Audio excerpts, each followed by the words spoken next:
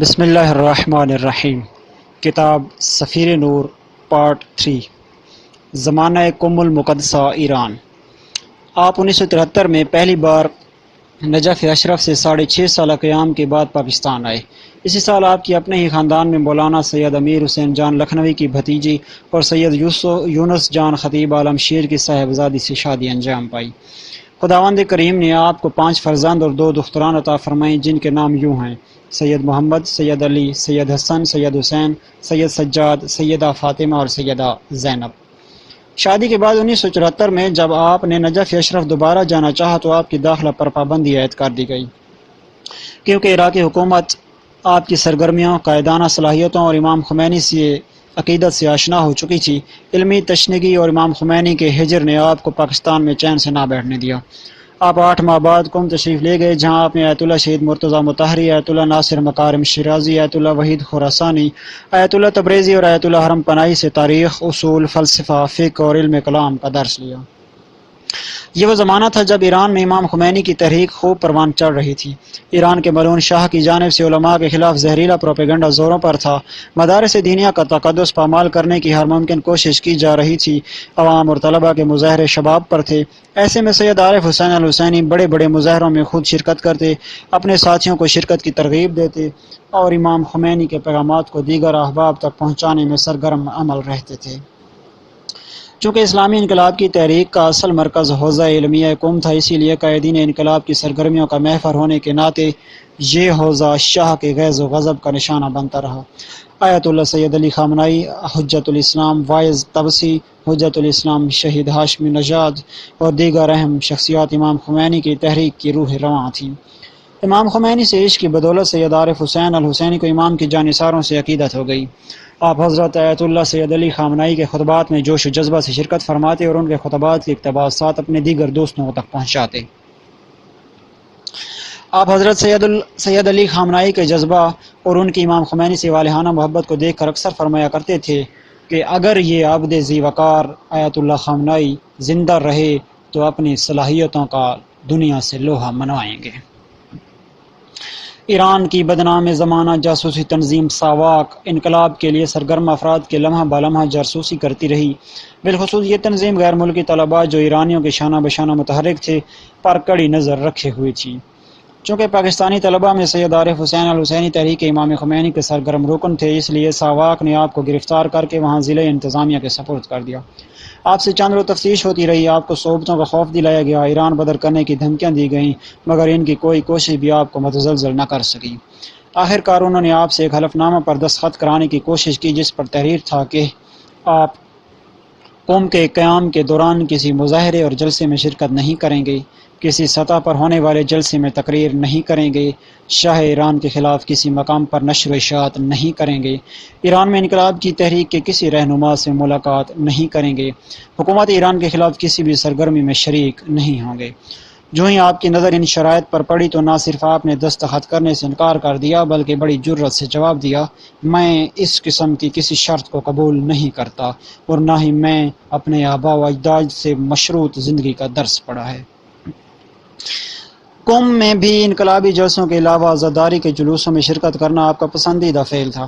آپ ان جلوسوں میں نواخوانی اور سینہ زنی کرتے۔ نجف قم میں مقامات مقدسہ کی زیارتیں اور عزاداری کے عظیم جلوسوں میں آپ اس قدر متاثر تھے کہ زندگی بھر احباب کی محفل میں ان کا تذکرہ فرماتے رہے۔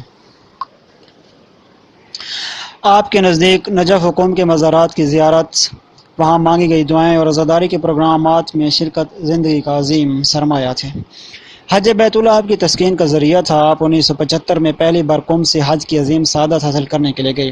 دوران حج آپ کا تقوی، عبادت اور کام گوئی ایسے افعال تھے جو ہر اہل نظر کو متاثر کر گئے۔ اس موقع پر پاکستان اور دیگر اسلامی ممالک کے علماء اور صاحب تقوی افراد آپ کے انداز حج سے بے حد متاثر ہوئے اور کافی افراد نے مناسک حج بھی آپ کے ساتھ ادا کیے۔ دعاؤں کے مجموعہ کی بہترین کتاب مفاتیح الجنان ہر وقت آپ کے ساتھ ہاتھ میں ہوتی تھی۔ آپ مختلف مقامات پر وہاں کی مناسبت سے دعائیں پڑھتے اور گریہ کرتے۔ ایک مرتبہ آپ اس کتاب کے ساتھ حرم میں داخل ہوئے تو سعودیہ پولیس نے کتاب اندر لے جانے سے منع کیا۔ آپ نے دلائل دیے مگر انہوں نے واضح کہا کہ اس کتاب میں چند جملے ایسے ہیں جن سے سعودیہ مسئلہ کو اختلاف ہے۔ غالباً یہ جملے حضرت فاطمہ زہرا سلام اللہ علیہا اور مزارات اہل بیت کی مظلومیت کے بارے میں تھے۔ آپ حج کے عرصہ میں بہت کم سوتے، زیارات اور قرآن مجید کی بکثرت تلاوت فرماتے، رات کو اٹھ کر خانہ خدا اور روضہ رسول صلی اللہ علیہ وآلہ وسلم کا کثرت سے طواف کرتے اور مسجد نبوی و دیگر مساجد میں کثرت سے نمازیں اور نوافل ادا کرتے۔ یاد خدا میں آپ کی آنکھیں مسلسل اشک بار رہتی تھیں۔ آپ اس دوران کھانا بھی انتہائی کم کھاتے تاکہ عبادت میں خلل نہ آ سکے۔ آپ سعودیہ میں گوشت کھانے سے مکمل پرہیز کرتے، ایسے میں آپ خشک میوہ جات، انڈوں اور خشک روٹی پر گزارا کرتے۔ ایک مرتبہ آپ مینا آ رہے تھے کہ ایک مصری آپ کا ہمسفر ہو گیا اور اس نے شیعت کے خلاف انتہائی غلیظ زبان استعمال کی۔ آپ نے نہایت حوصلہ سے عربی میں اسے مذہب شیعہ کا تعارف کرایا اور وہ بے حد متاثر ہوا۔ یہ شخص آپ کو مینا میں خیمہ تک چھوڑنے آیا اور یہ کہہ کر کہ وہ مزید تحقیق کے لیے حاضر ہوگا، رخصت طلب کی۔ آپ دوسری بار 1977 میں قوم سے حج پر تشریف لے گئے، جہاں آپ کی ملاقات پارا چنار کے قریبی رفقا آقا سید محمد جواد ہادی، حاجی کمال حسین اور سید حسین سے ہوئی۔ آپ نے اس گروپ کی رہنمائی کی۔ احباب کے بقول آپ کی حج کا انداز بھی منفرد ہوتا تھا۔ آپ ساری رات جاگتے، زیارات و قرآن مجید بکثرت پڑھتے، خصوصاً عرفات کے دن دعائے امام حسین علیہ السلام ایسے پڑھتے جیسے امام حسین روبرو آپ کی آواز سن رہے ہوں۔ زیارت امام حسین علیہ السلام پر بے حد گریہ کرتے۔ اعمال حج کے دوران دعاؤں میں اپنی شہادت کی دعا اس انداز سے مانگتے جیسے خداوند کریم نے پوچھ لیا ہو، عارف کیا چاہتے ہو؟ آپ رات کو مجالس پڑھتے اور احباب کو بار بار نصیحت فرماتے کہ آپ لوگ خدا کے مہمان ہیں، لہذا میزبان کی عظمت کو مد نظر رکھ کر اپنے اطوار میں مزید بہتری پیدا کریں۔ ایک دفعہ حاجی کمال حسین آپ کے اعمال کی دعائیں ریکارڈ کر رہے تھے تو آپ نے فرمایا کہ ریکارڈنگ وغیرہ چھوڑیں، اس سے آپ کے اعمال میں خلل پڑے گا، آپ اعمال کریں، واجبات کو ترجیح دیں۔ ایک رات جدہ میں آپ احباب کے ہمراہ دعائے کمیل پڑھ رہے تھے کہ چند مصری آ گئے۔ انہوں نے آپ سے پوچھا کہ کہاں سے آئے ہیں؟ آپ نے بتایا کہ ہم پاکستانی ہیں۔ انہوں نے تعجب سے پوچھا کہ پاکستان میں شیعہ رہتے ہیں؟ ان کے اس استفسار پر آپ نے شیعیت کا بھرپور تعارف کروایا اور انہیں بتایا کہ پاکستان میں 3 کروڑ شیعہ آباد ہیں، جو کہ پاکستان کی کل آبادی کا چوتھا حصہ ہیں۔ آپ عرصہ حج کے دوران زیادہ تر وقت عبادات میں صرف کرتے، معمولی سا آرام کرنے کے لیے معمولی سی چٹائی پر نیچے سو جاتے اور اپنی ابا اوپر لے لیتے۔ یوں تو زیارات کے دوران آپ اشکبار ہی رہتے مگر شیب ابی طالب اور جنت البقیع میں اس قدر گریہ کرتے کہ آپ کی حالت غیر ہو جاتی۔ آپ اکثر فرمایا کرتے تھے، دستور زمانہ ہے کہ ہر ملک اپنے تاریخی مقامات کو چن چن کر محفوظ کرتا ہے، جبکہ سعودی فرما رواؤں نے ایسے مقامات، مزارات اہل بیت و اصحاب کو مسمار کر دیا ہے۔ چونکہ آپ حقیقی عبد کریم اور رسول اکرم صلی اللہ علیہ وآلہ وسلم کے پروانے تھے، اسی لیے اپنے احباب کو مجالس اور دروس میں حقیقت توحید اور عظمت رسول صلی اللہ علیہ وآلہ وسلم سے آشنا کرتے۔ یہی وجہ تھی کہ آپ کی مجالس میں شیعہ سنی برادران کا ہجوم رہتا تھا۔ آپ حج کی ادائیگی کے بعد واپس قوم چلے جاتے اور اپنی تعلیم میں مصروف ہو جاتے۔ قوم میں قیام کے دوران جہاں آپ امام خمینی کی تحریک کے سپاہی تھے، وہاں آپ پاکستانی امور پر بھی گہری نظر رکھتے۔ جب بھی کوئی پاکستانی طالب علم قوم آتا تو آپ اس سے پاکستان کے مکمل حالات اور بالخصوص ملت جعفریہ کی صورتحال کا ضرور استفسار کرتے۔ آپ قوم میں رہتے ہوئے بھی قرم ایجنسی کے حالات کے بارے میں کافی مضطرب رہتے۔ ان ایام میں جن احباب سے بھی آپ کا سلسلہ خط و کتابت تھا، آپ ان سے ہر خط میں قرم ایجنسی کے حالات کے بارے میں پوچھتے اور مکمل تفصیلات طلب کرتے تھے۔ اگر ملت جعفریہ پاکستان کسی سانحہ کا شکار ہو جاتی تو آپ مسلسل کئی روز تک رنجیدہ رہتے۔ کبھی پاکستان میں فرقہ واریت کی مسموم ہوا کا کوئی جھونکا چلتا تو آپ بے حد غم زدہ ہو جاتے اور مقامات مقدسہ پر مسلمانوں کے اتحاد اور پاکستان کے استحکام کی دعائیں مانگتے تھے۔ آپ امام خمینی کی تحریک کا رخ دیکھ کر اس خواہش کا اظہار فرمایا کرتے تھے کہ انشاءاللہ پاکستان میں بھی کوئی خمینی اٹھے گا جو وہاں کے مسلمان عوام کی تقدیر بدل ڈالے گا۔ پارا چنار میں آمد اور مجاہدانہ کردار۔ آپ قم المقدسہ میں اعلیٰ دینی تعلیم کے حصول میں مصروف تھے کہ پارا چنار کے مدرسہ جعفریہ اور قرم ایجنسی کے حالات کے تحت آپ کی اشد ضرورت پڑی۔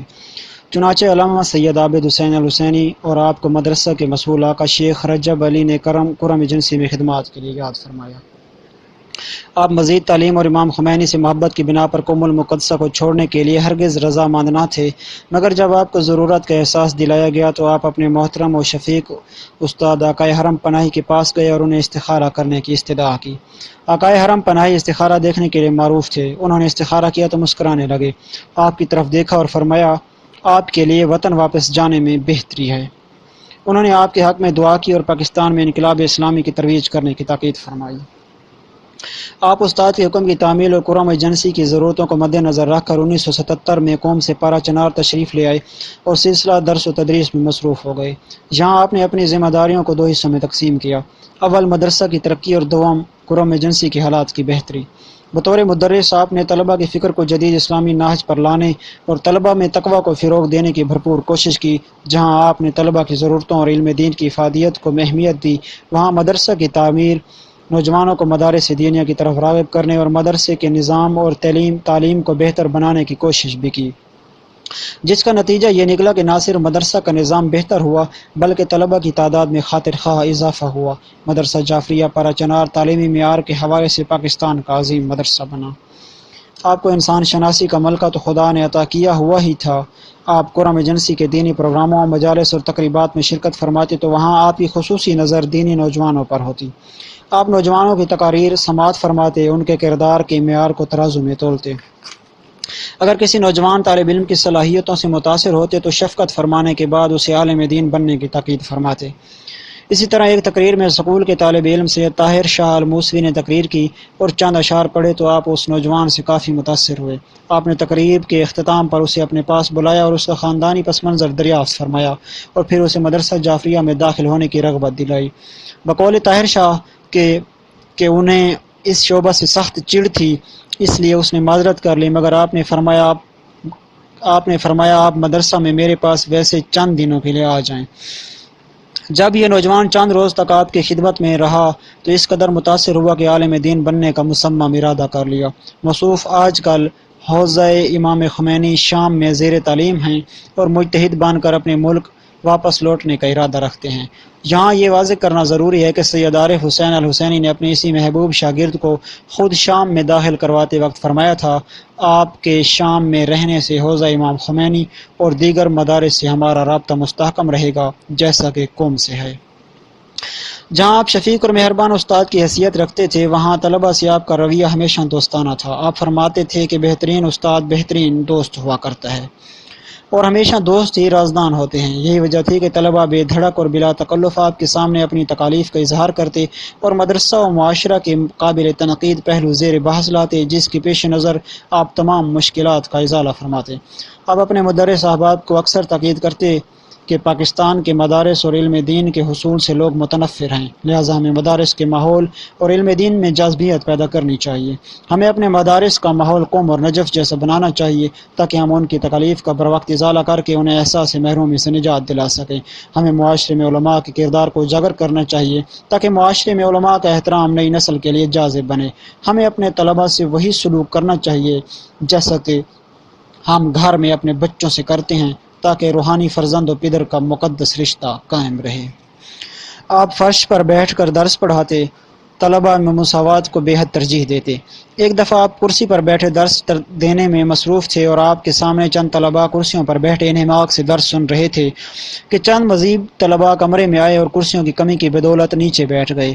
تو آپ نے کرسیوں پر بیٹھے طلباء سے فرمایا کہ اپنے احباب کے ساتھ نیچے بیٹھ جائیں۔ آپ خود بھی نیچے بیٹھ گئے اور انہیں درس دیا۔ آپ دن بھر طلباء کو درس دیتے اور رات کو طلباء کے کمرے میں جا کر ان کی خیریت دریافت کرتے۔ ایک دفعہ ایسا ہوا کہ آپ رات کو کسی طالب علم کے کمرے میں گئے تو وہ چارپائی پر سویا بخار سے کراہ رہا تھا اور اس کے پاس کوئی ساتھی موجود نہیں تھا۔ آپ اس کے سرہانے بیٹھ گئے، اس کا سر دبایا اور جب دوسرے طلباء اس کمرے میں آئے اور دیکھا کہ ایک مشفق استاد سید عارف حسین الحسینی بیمار طالب علم کا سر دبا رہے تھے، آپ نے تاکید فرمائی کہ اگر کسی طالب علم کو کوئی تکلیف ہو تو آپ کے گھر سے کھانا وغیرہ تیار کروائیں۔ آپ شاگردوں سے اکثر اس خواہش کا اظہار فرماتے تھے کہ میرے بیٹو اپنے اوپر اسلام نافذ کرو، کیونکہ ایک عالم کا کردار پورے صنف اور معاشرے کا ترجمان ہوا کرتا ہے۔ تقوی اختیار کرو کیونکہ تقوی سے سکون قلب نصیب ہوتا ہے۔ آپ کبھی کبھار حسرت بھرے لہجے میں فرماتے، محنت کرو اور امام خمینی جیسے مرجع عالم دین بنو۔ ایک دفعہ شاگردوں کے ساتھ محفل سجی ہوئی تھی اور ماحول روحانیت سے معمور تھا، تو ایک طالب علم نے اٹھ کر عرض کی کہ آپ کی کوئی ایسی خواہش کہ جس کی ہم تکمیل کر کے آپ کو خوش کر سکیں؟ تو آپ نے فرمایا، تمام معاملات میں خدا کی ذات کو خوش رکھنے کی کوشش کریں۔ میں آپ تمام برادران سے نماز شب پڑھنے کی گزارش کرتا ہوں، کیونکہ نماز شب ہی قربت خداوندی کا واحد راستہ ہے۔ مزید فرمایا، خدا نماز شب پڑھنے والے شخص کی محبت دریاؤں میں ڈال دیتا ہے، جو ان دریاؤں کا پانی پیتا ہے وہ اس کا گرویدہ ہو جاتا ہے۔ آپ کی بات کا اثر اتنا ہوا کہ اکثر طلباء نماز شب باقاعدگی سے پڑھنے لگے۔ طلباء سے محبت کا یہ عالم تھا کہ آپ کو مدرسے سے بطور مدرس 1200 روپے تنخواہ ملتی تھی۔ آپ اس معمولی تنخواہ کا تقریباً نصف حصہ اپنے لائق اور مستحق طلباء میں باقاعدگی سے تقسیم کر دیتے اور نصف تنخواہ میں خود گزارا کرتے۔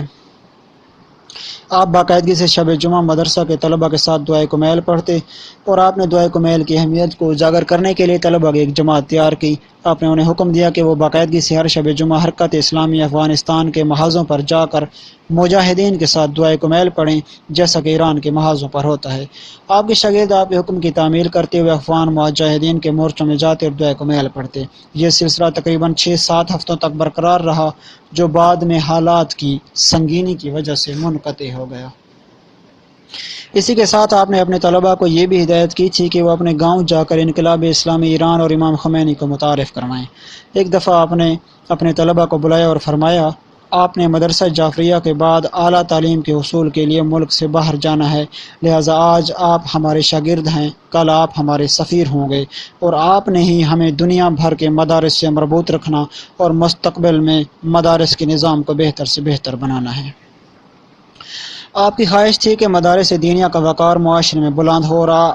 آپ اپنے احباب مدرسین سے اکثر فرمایا کرتے تھے کہ آپ اپنے طلباء کی اس طرح تربیت کریں کہ آپ کا طالب علم فقط پیش نماز کی حد تک محدود نہ رہے، بلکہ وہ اپنے اندر ملک کی اعلیٰ عدالتوں میں جج بننے اور اسلامی حکومت کے قیام کے لیے میر کارواں ہونے کا جذبہ اور اعتماد بھی محسوس کرے۔ ایک طرف آپ نے مدرسہ جعفریہ پارا چنار کے معیار کو بام عروج تک پہنچایا اور انقلابی روح پھونکی، جبکہ دوسری جانب قرآن میں ایجنسی کے حالات اور گرد و پیش کی تبدیلیوں پر کڑی نظر رکھی۔ آپ اکثر فرمایا کرتے تھے کہ عالم دین اپنے ارد گرد کے حالات کا نگران ہوا کرتا ہے، لہذا معاشرے کی اصلاح علماء کی ذمہ داری میں سے ہے۔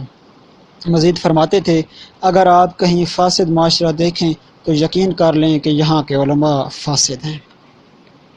پارا چنار کے مدرسہ جعفریہ میں آپ کی ذات چار دیواری تک محدود نہ رہی، بلکہ آپ نے اپنی ذمہ داریوں کا احساس کرتے ہوئے اپنے آپ کو گرد و پیش کے حالات اور تقاضوں سے مربوط رکھا۔ جن تقاضوں کی تکمیل کی تشنگی آپ قوم اور نجف میں محسوس کرتے تھے، اب انہیں عملی جامہ پہنانے کی ضرورت تھی، اور آپ نے ان تقاضوں کو پورا کرنے کے لیے عملی میدان میں قدم رکھ لیا تھا۔ قرآن ایجنسی کی تقدیر بدلنے کے لیے آپ نے وہی طریقہ اختیار فرمایا تھا جو امام خمینی کی قربت سے حاصل کیا تھا۔ آپ نے سب سے پہلے ذاتی کردار سے عوام کو قائل کیا۔ جب آپ کا کردار قابل تقلید اور ہر بات دلیل اور حوالہ بننے لگی، تو آپ نے عوام کو ظلم کے خلاف قیام کرنے اور مظلومے کے حقوق کی بازیابی کے لیے سینہ سپر ہونے کا نظریہ دیا۔ آپ نے بیک وقت تبلیغ، تربیت، تنظیم، فلاحی امور، تحفظ تشیع اور اسلامی انقلاب کی حمایت کا بیڑا اٹھایا۔ آپ نے قرآن ایجنسی سے نکل کر صوبہ سرحد کے دارالخلافہ پشاور میں بھی اپنی سرگرمیوں کا آغاز کیا۔ وہی مشن اور وہی نظریہ پشاور میں شروع کیا۔ آپ نے 1977 میں امام بارگاہ خوند آباد میں پشتو زبان میں محرم الحرام کی مجالس پڑھنے کا آغاز کر دیا۔ یہاں بھی آپ نے پہلے اپنی عظمت و کردار کا لوہا منوایا اور پھر خلوص اور علم سے نہ صرف ملت شیعہ کی زندگی میں انقلاب برپا کیا، بلکہ سینکڑوں اہل سنت برادران کو مجالس امام حسین علیہ السلام میں شرکت کرنے اور شیعیت کی طرف مائل ہونے پر آمادہ کیا۔ آپ محرم کی مجالس کے دوران اخوند زادگان بانیان مجالس کے گھر میں نہیں رہتے تھے، بلکہ ریلوے اسٹیشن کے ایک معمولی سے کوارٹر میں اپنے چچا زاد بھائی کے ہاں رہائش پذیر رہتے۔ آپ گاڑی استعمال کرنے کے سخت مخالف تھے۔ آپ روزانہ مجلس پڑھنے کے لیے عام بس یا رکشہ پر آتے اور کرایہ وغیرہ جیب سے خود ادا کرتے۔ بسا اوقات بانی مجلس درخواست کرتے کہ آقا صاحب ہمارے پاس گاڑیاں موجود ہیں، آپ بس اور رکشہ میں سفر کیوں کرتے ہیں؟ تو آپ نے جواباً فرمایا، مجالس سید الشہداء علیہ السلام میں شرکت کے لیے تکالیف سہنا افضل عبادت ہے۔ اور اس سے روح کو سکون پہنچتا ہے۔ اگر کوئی شخص آپ کو گاڑی میں لے جانے کی پیشکش کرتا تو آپ معذرت فرماتے۔ آپ عزاداری سید الشہداء علیہ السلام میں بے حد گریہ کرتے۔ ایک دفعہ فرمائش پر مختار علی نیر صاحب سے نوحہ سنا اور کافی دیر تک گریہ کرتے رہے۔ آپ مجالس میں مستورات کے پردے کی سخت پابندی کرواتے۔ آپ نے مجالس کا آغاز کرتے ہی بانی مجالس سے فرمایا کرتے کہ خواتین کے لیے علیحدہ پردہ کا اہتمام کریں، کیونکہ ذکر سید الشہداء علیہ السلام بہت بڑی عبادت ہے اور دوران عبادت خواتین پر کسی نامحرم کی نظر نہیں پڑنی چاہیے۔ جب آپ کی اس خواہش کا احترام نہ کیا گیا تو آپ نے مزید مجالس پڑھنے سے انکار کر دیا، جس سے بانی مجالس اور سامعین سخت پریشان ہوئے۔ آخر مکمل طور پر خواتین کے پردے کا اہتمام ہو جانے کے بعد آپ نے دوبارہ مجلس پڑھنے پر رضامندی ظاہر کی۔ اسی دوران پشاور ریڈیو اسٹیشن سے پشتو زبان میں آپ کی شام غریبہ کے مجالس نشر ہونے لگی۔ آپ کی مجالس کا انداز روایتی ذاکر سے ہٹ کر تھا۔ آپ توحید، رسالت، فلسفہ شہادت اور امام حسین علیہ السلام کے علاوہ امام خمینی کی شخصیت، اسلامی معاشرے کی تشکیل اور سامراجی نظام کی تبدیلی کا تذکرہ فرماتے تھے۔ آپ مجالس میں بار بار خواتین سے استدعا کرتے تھے کہ وہ اپنی گود کو حضرت فاطمہ سلام اللہ علیہا و حضرت زینب، حضرت رباب علیہم السلام کی گود بنائیں تاکہ ان کی تربیت یافتہ نسل سے اسلامی معاشرے کا قیام عمل میں آئے۔ انہی ایام میں آپ کی ملاقات امامیہ اسٹوڈنٹس آرگنائزیشن پاکستان کے ایک سابق مرکزی صدر سے ہوئی۔ آپ ISO پاکستان کی تشکیل اور سرگرمیوں سے متعارف ہوئے۔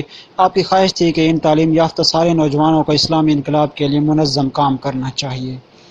جب کبھی تنظیمی نوجوان آپ سے ملتے تو آپ ان سے ISO کے دستور، منشور، پالیسیوں، اہداف اور سرگرمیوں کے بارے میں سوالات کرتے۔ چونکہ ISO اس وقت صوبہ پنجاب اور کسی حد تک پشاور میں بھی متعارف ہو چکی تھی، اسی لیے یہ عوام میں تیزی سے مقبول ہو رہی تھی۔ اسی دوران عارف حسین الحسینی کی عمیق نظریں ISO کے مستقبل پر تھیں۔ آپ نے قیادت سنبھالنے سے قبل پشاور 7 محرم پڑھے، جہاں آپ نے عوام میں مقبولیت حاصل کی۔ وہاں آپ نے اپنی ذمہ داریوں کو مزید وسعت دے کر پشاور کے گرد و نواح کے علاقوں میں شیعیت اور ترویج دین کا کام شروع کر دیا۔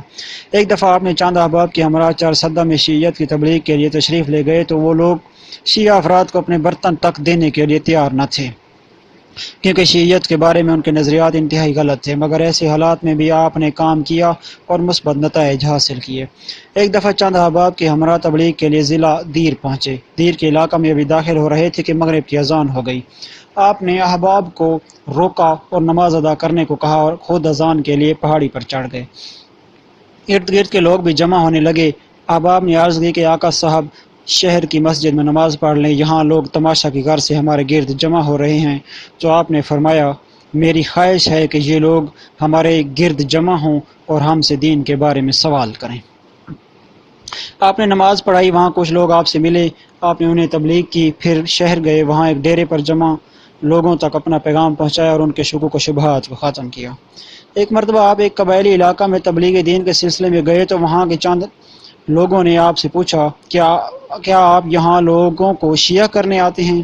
تو آپ نے نہایت اطمینان سے جواب دیا، اگر کوئی شخص تحقیق کر کے مذہب اہل بیت علیہم السلام اختیار کرتا ہے تو اسے حق حاصل ہے، کیونکہ دین میں سمجھ بوجھ حاصل کرنے کا حکم موجود ہے۔ ہمارا اصلی ہدف مسلمانوں کے درمیان غلط فہمیوں کا ازالہ ہے، جو دشمنان دین اسلام کی طرف سے ہمارے درمیان پھیلائی گئی ہیں، کیونکہ ہماری ان غلط فہمیوں سے اختلافات جنم لیتے ہیں جن سے اسلام کو نقصان پہنچتا ہے۔ آپ نے پشاور میں مجالس محرم کے دوران تشیع اور اسلام کی خوب ترویج کی اور فارغ اوقات میں اپنے ساتھیوں کے ساتھ پشاور کے مضافات میں تبلیغ کا پروگرام ترتیب دیا۔ مجالس محرم کے بعد آپ واپس پرا چنار مدرسہ چلے جاتے، مگر پشاور کے احباب سے آپ کا رابطہ قائم رہتا۔ آپ نے اسی دوران اپنی زندگی کے لمحات کو 3 حصوں میں تقسیم فرمایا۔ ایک حصہ مدرسہ کو دیا، دوسرا حصہ قرآن ایجنسی کے حالات کو سنبھالنے، فاسق نظام کی تبدیلی اور انقلاب اسلامی کی تحریک کے تعارف میں کے لیے مختص فرمایا، جبکہ تیسرا حصہ پشاور کے مقدر میں آیا۔ آپ نے ان لمحات سے کما حق و انصاف برتا۔ بحیثیت مدرس آپ نے مدرسہ کے نظام اور تعلیمی معیار کو بام عروج تک پہنچایا اور دوسری جانب آپ نے پارا چنار کے عوام کی تربیت اور نوجوانوں کی تنظیم سازی پر توجہ دی اور امام خمینی کی تحریک اسلامی کو گاؤں گاؤں متعارف کرایا۔ سب سے پہلے آپ نے ایران کے ملعون شاہ کے مظالم کے خلاف تحریک کا آغاز کیا۔ پھر آپ نے صوبائی سطح پر ایک مظاہرے کا اہتمام کیا جس میں قرآن ایجنسی کے ہزاروں افراد کو پشاور لایا گیا۔ پروگرام کے تحت آپ نے ایران کی کونسلیٹ کے سامنے مظاہرہ کرنا تھا، مگر حکومت نے آپ کو پشاور کے باہر روک کر مظاہرہ نہ کرنے کی اپیل کی اور پرامن جلسہ کی منظوری دے دی۔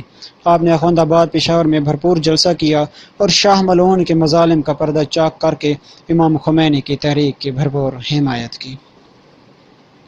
آپ کے ترتیب شدہ پروگراموں اور مظاہروں میں نوجوانوں نے بھرپور حصہ لیا اور اس لیے آپ نے نوجوانوں کی تربیت پر خصوصی توجہ کا عزم کیا، جسے عملی جامہ پہنانے کے لیے آپ ہر شب جمعہ پار چنار سے بذریعہ بس پشاور یونیورسٹی کے علاقے میں تشریف لاتے اور وہاں پشاور کے نوجوانوں کو درس اخلاق دیتے تھے۔ آپ کا یہ سلسلہ ایک طویل عرصے تک جاری رہا، جس کے نتیجے میں آپ کے گرد سینکڑوں نوجوانوں کا حلقہ بن گیا، جنہیں آپ نے امام خمینی کی شخصیت کا گرویدہ بنا دیا۔ ایران میں امام خمینی کی تحریک کے سپاہیوں پر وحشیانہ مظالم ڈھانے والے ایک حساس ادارے کا ڈائریکٹر جب ایران سے پشاور سفارتی خدمات سر انجام دینے آیا تو آپ کے نوجوان احباب نے اسے سزا دینے کا پروگرام بنایا، مگر حکومت کو خبر ہو گئی اور نوجوان کو گرفتار کر لے گئے۔ امام خمینی کے جانثاروں کے جذبات و احساسات سے باخبر ہوتے ہی وہ ڈائریکٹر بھاگ کر کابل چلا گیا۔ انقلاب ایران کی کامیابی سے قبل آپ کے احباب نے پشاور سے طلوع اسلامی انقلاب مبارک کا ایک اشتہار شائع کروایا، جس پر امام خمینی کی تصویر نمایاں تھی۔ جب یہ پوسٹر آپ کو دکھایا گیا تو آپ نے امام خمینی کی تصویر کو بوسہ دیا اور احباب سے کہا، اگر آپ کے پاس دیواروں پر پوسٹر لگانے والے افراد کی کمی ہے تو میں حاضر ہوں۔ کسی دوست نے کہا، آقا صاحب لوگ اعتراض کریں گے، ابھی انقلاب اسلامی کا اعلان ہی نہیں ہوا اور آپ مبارکباد کے پوسٹر چسپاں کر رہے ہیں۔ آپ نے پراعتماد لہجے میں جواباً فرمایا، آج کی شب آپ مبارکبادی کے پوسٹر چسپاں کر دیں، کل ہمارے قائد حضرت امام خمینی حکومت اسلامی کا اعلان کر دیں گے۔ آخر وہی ہوا کہ دوسری صبح سرزمین ایران پر انقلاب اسلامی کا سورج طلوع ہوا، جس نے عالم اسلام کو منور کر دیا۔